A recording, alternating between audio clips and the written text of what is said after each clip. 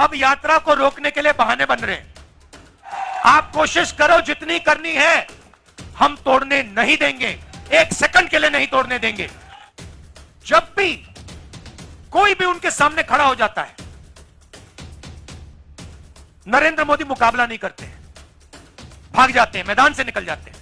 आपने नरेंद्र मोदी जी का कभी प्रेस कॉन्फ्रेंस देखा है इनके साथ? तो ये जो यात्रा है कश्मीर तक जाएगी। अब इन्होंने नया आइडिया निकाला है। मुझे चिट्ठी लिखी कि कोविड आ रहा है, यात्रा बंद करो। कोविड आ रहा है, यात्रा बंद करो। अब भैया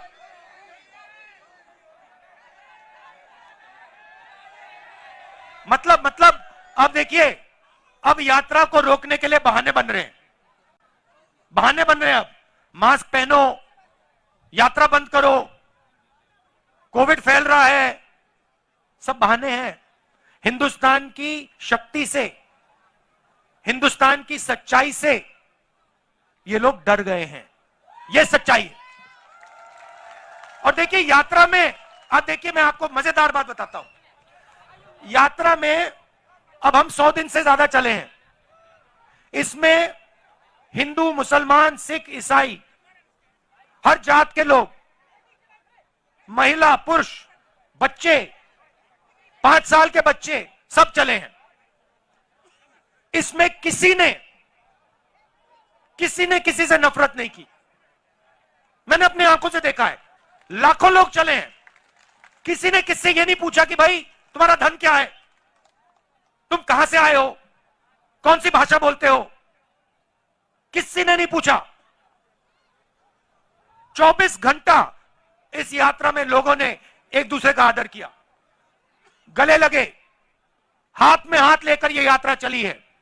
और दूसरी बात देखो, इस यात्रा में धक्का लगता है, कोई गिर जाता है। जैसे कल हमारे पीसीसी प्रेसिडेंट गिर गए, आप इनसे पूछो, 1 सेकंड नहीं लगा, 7-8 लोगों ने इनको उठा दिया 1 सेकंड में। किसी ने यह नहीं पूछा भैया आपका धर्म क्या है, आपकी जात क्या है, तो नाम क्या है, क्या करते हो, ना, हिंदुस्तानी हो उठा देंगे आपको, नीचे नहीं गिरने देंगे। ऐसी सरकार हमें चाहिए जो हर हिंदुस्तानी की रक्षा करे, किसान की रक्षा करे। किसान के सामने मुसीबत आए, एकदम पूरा का पूरा हिंदुस्तान घूम के उसकी रक्षा करे। मजदूर के सामने मुश्किलें आई, एकदम हिंदुस्तान, पूरा का पूरा हिंदुस्तान अपने मजदूरों की मदद करे। ऐसा हिंदुस्तान हम चाहते हैं। ये आरएसएस का, नरेंद्र मोदी का नफरत भरा हुआ हिंदुस्तान नहीं चाहिए हमें। हिंदुस्तान के किसी को नहीं चाहिए। बहुत क्लियरली मैंने बोला, आपकी नफरत के बाजार में हम मोहब्बत की दुकान खोल रहे हैं। और ये मैंने आपको मैसेज दिया है। ये आप मत सोचो कि सिर्फ राहुल गांधी दुकान खोल रहा है, मोहब्बत की दुकान खोल रहा है ना। मैं आपको कह रहा हूं, आप सबको कह रहा हूं, हिंदुस्तान के हर युवा को कह रहा हूं, हर किसान को, हर मजदूर को, हर छोटे दुकानदार को, आप मोहब्बत की दुकान खोलो। नफरत के बाजार में मोहब्बत की दुकान खोलो। मैं प्रेस के मित्रों कह देता हूं, आमतौर से कह देता हूं, मगर मित्र तो कहता हूं, मगर मित्रों का काम ये नहीं करते। इनके मित्र दूसरे हैं जो 24 घंटा टीवी पे आते हैं। और हमारी मतलब यात्रा कन्याकुमारी से कश्मीर तक चल रही है, लाखों लोग आ रहे हैं, मगर मीडिया पे आपको नहीं दिखाई देगी। मगर नरेंद्र मोदी जी 10-15 कदम चल लिए तो 24 घंटा आपको टीवी में दिखेगा। मगर ये अच्छी बात है, ये देखिए अच्छी बात है, ये गलत बात नहीं, ये खराब बात नहीं। मैं इनके खिलाफ नहीं हूं, क्योंकि इनकी गलती नहीं है बेचारों की, इनके पीछे लगाम बांध रखी है। पीछे से कंट्रोलर है, तो देखिए ये मुस्कुरा रहे हैं बेचारे, कह रहे हैं आप बात तो सही बोली, देखो मुस्कुरा रही है, देखो ये देखो मुस्कुराए। तो देश की ये हालत है। पार्लियामेंट में हम बोलना चाहते हैं ना, पार्लियामेंट में बोलना चाहते हैं, कुछ रखना चाहते हैं, जैसे राफेल हवाई जहाज के बारे में, नोटबंदी के बारे में, जीएसटी के बारे में, देश में जो नफरत फैल रही है उसके बारे में। तो जानते हो क्या होता है? जानते हो? मैं दिखाता हूं। माइक ऑफ हो जाता है, देखो ऐसे जो बोलना है बोलो, बोलते जा बोलता कुछ नहीं। किसी को कुछ सुनाई नहीं देता। टीवी उधर कर देते हैं, स्पीकर साहब का चेहरा दिखता है और पार्लियामेंट में माइक ऑफ कर देते हैं। इसीलिए हमें यह यात्रा कन्याकुमारी से शुरू करनी पड़ी कश्मीर तक। और जो मैं आपको बताऊं, जो हमें सीखने को मिला, वो गाड़ी में, हवाई जहाज में, हेलीकॉप्टर में नहीं सीखा जा सकता है। कहां से सीखे हम? हिंदुस्तान की जनता से सीखे, किसानों से सीखे, मजदूरों से सीखे। अब देखिए, एक तरफ आपकी कुर्बानी, यहां अभी मैंने महात्मा गांधी जी की फोटो के सामने फूल रखे, ये आए, इन्होंने आपकी रक्षा की। उस समय भी हिंसा थी, उस समय भी इन्हीं लोगों ने हिंदुस्तान को बांटने का काम, नफरत फैलाने का काम किया था। और आप याद रखिए, योगेंद्र यादव जी ने कहा वो तोड़ेंगे और हम जोड़ेंगे। मगर जब वो बोल रहे थे, मैंने एक बात सोची, सही नारा है, हम वो तोड़ेंगे हम जोड़ेंगे, मगर इसके आगे एक कदम जाना पड़ेगा। हम तोड़ने नहीं देंगे। आप कोशिश करो जितनी करनी है, हम तोड़ने नहीं देंगे, एक सेकंड के लिए नहीं तोड़ने देंगे। जोड़ने की जरूरत नहीं पड़ेगी, क्योंकि हम टूटने नहीं देंगे, हम तोड़ने नहीं देंगे। और मैं आपको एक बात बताना चाहता हूं, देखिए, एक मैसेज मैं आपको देना चाहता हूं। ये गांधी जी जो हैं, ये एक व्यक्ति थे, मगर इन्होंने हमें, इनके सामने हमने फूल क्यों डाले? हमने इनके सामने फूल इसलिए डाले क्योंकि ये एक सोच भी थे। ये सिर्फ एक व्यक्ति नहीं थे, ये एक सोचने का तरीका और एक जीने का तरीका था। और अगर आप गांधी जी को समझना चाहते हो, तो हिंदुस्तान में उस समय बहुत हट्टे कट्टे चौड़े लोग थे, मगर हिंदुस्तान का सबसे निडर व्यक्ति ये थे।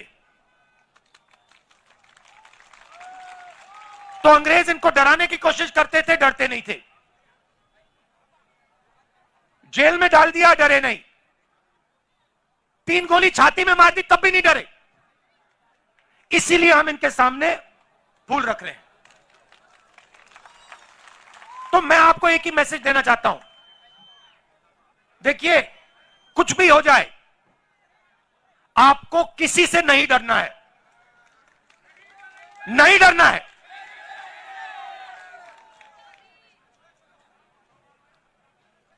अब मैं आपकी सड़कों पे चला हूं। अब देखिए, क्या हुआ या नहीं हुआ, उसके बारे में नहीं बोलना चाहता हूं। अलग अलग राय हो सकती है।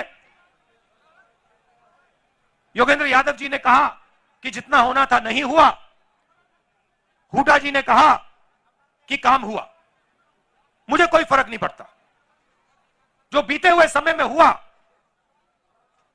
उसमें मुझे कोई इंटरेस्ट नहीं है।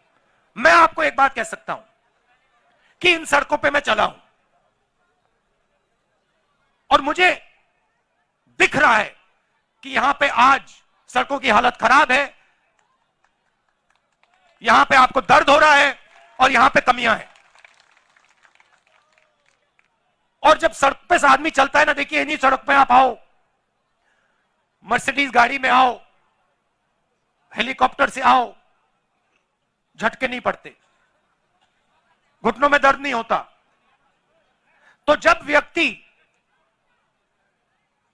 100-200 किलोमीटर आपकी सड़कों पे चलेगा, जैसे मैं चला हूं, जैसे अब हुड्डा जी चले हैं, जैसे अब योगेंद्र यादव जी चले हैं, बात गहराई से दिमाग में बैठ जाती है। उसके बाद कोई समझाने की जरूरत नहीं होती। तो मैं आपको यह कहना चाहता हूं कि यहां पे 2-3 चीजें बहुत साफ दिख रही हैं। यहां पे आपको शिक्षा के इंस्टीट्यूशंस की जरूरत है, कॉलेजेस की, यूनिवर्सिटीज की जरूरत है। यहां पे आपको अस्पतालों की, मेडिकल कॉलेजेस की जरूरत है। यह सबको दिख रहा है और यह हमें भी दिखा है। तो मैं आपको एक बात कहना चाहता हूं कि हमारी सरकार आएगी तो जो आपका हक है, चाहे वो ये अच्छी सड़कें हो, चाहे ये अस्पताल हो, चाहे आपके लड़कियों के लिए, बच्चों के लिए कॉलेज और यूनिवर्सिटी हो, वो हम आपको करके दे देंगे। मैं ये भी नहीं कह रहा हूं कि ये 2 दिन में हो जाएगा। मुझे झूठ बोलना अच्छा नहीं लगता है, समय लगेगा, मगर हमारी नीयत साफ है और हम आपको करके दिखा देंगे।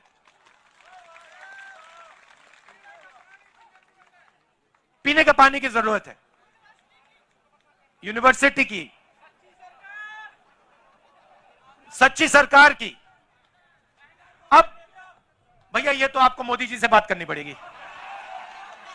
महंगाई की मोदी जी से बात कीजिए, बेरोजगारी की मोदी जी से बात कीजिए। अच्छा, यात्रा हमने शुरू क्यों की? क्योंकि लोकसभा में हमारी बात नहीं सुनी जा रही थी। जैसे मैंने आपको कहा, माइक ऑफ कर देते हैं और देश में ये डर और नफरत फैलाने की कोशिश कर रहे हैं। नोटबंदी हो, गलत जीएसटी हो, कोविड के समय इन्होंने जो काम किया, ये सब जो कमजोर लोग हैं, गरीब लोग हैं, किसान, मजदूर, छोटे दुकानदार, छोटे व्यापारी, इनको चोट पहुंचाने के लिए करते हैं ये लोग। इनका लक्ष्य 3-4 अरबपतियों की मदद करने का है। मैं आपको एक छोटा सा उदाहरण देता हूं। इन्हीं सड़कों पे मध्य प्रदेश में नहीं, राजस्थान में मुझे किसी ने बताया कि अगर आज हिंदुस्तान में आप मैदा, गुड़, ऐसी चीजें बेचो, तो अगर आप 25 किलो से कम बेचते हो तो आप पर जीएसटी लग जाती है, और अगर आप 25 किलो से ज्यादा बेचते हो तो जीएसटी माफ हो जाती है। अब आप सोचिए, जो छोटा व्यापारी है, जो 25 किलो से कम बेच रहा है, उस पर इन्होंने जीएसटी लगा दी, और जो अरबपति है, जो 25 किलो से ज्यादा हजारों लाखों किलो बेच रहा है, उसकी इन्होंने जीएसटी माफ कर दी। नोटबंदी और जीएसटी ये पॉलिसियां नहीं है, ये हथियार है। ये छोटे व्यापारियों को मारने के हथियार है। और ऐसे ही इन्होंने एक और नया हथियार निकाला था। ये जो उनके किसान के खिलाफ 3 काले कानून थे, नोटबंदी और जीएसटी छोटे व्यापारियों को मारने के हथियार थे, और ये इनको जो 3 कानून थे, ये किसानों को मारने के, मजदूरों को मारने के हथियार थे। और हिंदुस्तान के सारे किसान खड़े हो गए, कहते नहीं, हम नहीं मानेंगे। और आपने एक चीज देखी होगी, नरेंद्र मोदी जी का आप चरित्र समझिए, जैसे ही कोई उनके सामने खड़ा हो जाता है, चाहे वो किसान हो, जैसे किसान आंदोलन में हुआ, चाहे वो जमीन अधिग्रहण बिल के बारे में हो, जैसे ही कोई उनके सामने खड़ा हो जाता है, नरेंद्र मोदी घूम के उल्टे भागने शुरू कर देते हैं। आप पहचानो, जब भी कोई भी उनके सामने खड़ा हो जाता है, नरेंद्र मोदी मुकाबला नहीं करते हैं, भाग जाते हैं, मैदान से निकल जाते हैं। मैंने प्रेस वालों से की बात की, मैंने कहा ये हमारे मित्र नहीं है, ये जूनियर लोग मित्र हैं, मगर जिन्होंने इनकी लगाम पकड़ रखी है वो मित्र नहीं है। आप देखो मेरे कितने प्रेस कॉन्फ्रेंस होते हैं, हर 5-10 दिन मेरा इनके साथ प्रेस कॉन्फ्रेंस होता है। जो भी सवाल इनको पूछने होते हैं पूछ लेते हैं। आपने नरेंद्र मोदी जी का कभी प्रेस कॉन्फ्रेंस देखा है इनके साथ? देख ही नहीं सकते, क्योंकि उन्होंने कभी किया नहीं है, क्योंकि इनके सामने खड़े ही नहीं हो सकते। वो सब पे लगाम बंधी हुई है, मगर उनको यह नहीं मालूम कि यार एक घोड़ा निकल ना जाए, एक घोड़ा लगाम खोल के भाग ना जाए प्रेस कॉन्फ्रेंस में, मुसीबत हो जाएगी। तो आप उनको पहचानिए। और ये सिर्फ नरेंद्र मोदी जी नहीं है, ये आरएसएस के सब लोग ऐसे हैं। ये नफरत फैलाते हैं, मगर ये डरते हैं, हिंदुस्तान की जनता से डरते हैं, हिंदुस्तान के गरीब लोगों से डरते हैं, हिंदुस्तान के किसान से, मजदूर से डरते हैं। तो ये आपको मालूम होना चाहिए, और इनसे कोई डरने की जरूरत नहीं है। ये कुछ नहीं कर सकते आपका। और मैं हिंदुस्तान के हर व्यक्ति से कह रहा हूं, डरने की कोई जरूरत नहीं है। यह देश डरपोकों का देश नहीं है, यह वीरों का देश है। यहां कोई नहीं डरता।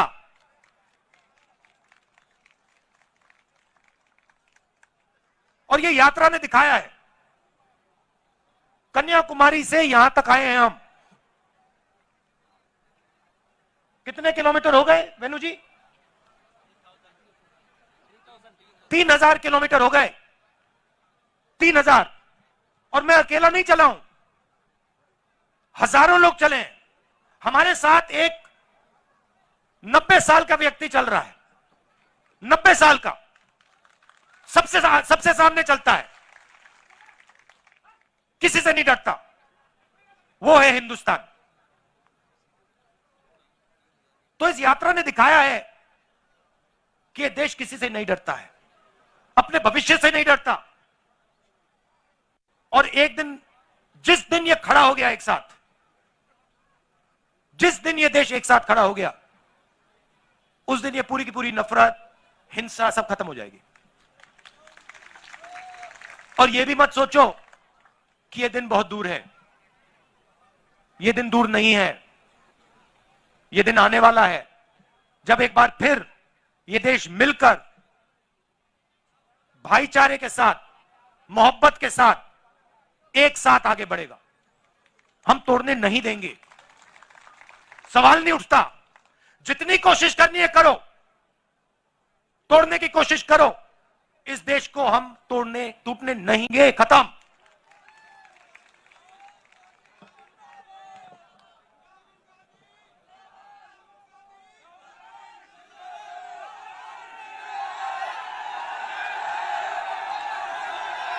खबरों में बने रहने के लिए फोरम 4 को सब्सक्राइब करें और नोटिफिकेशन पाने के लिए बेल आइकन दबाएं।